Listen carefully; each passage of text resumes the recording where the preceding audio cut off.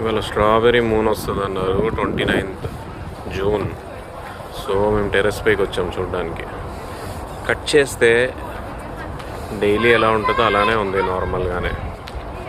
No strawberry, vanilla ఫ్లేవర్లోనే ఉంది. Nikki disappointed.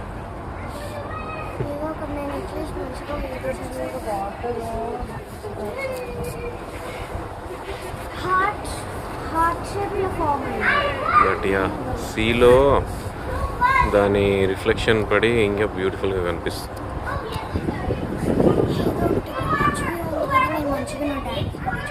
అవునా?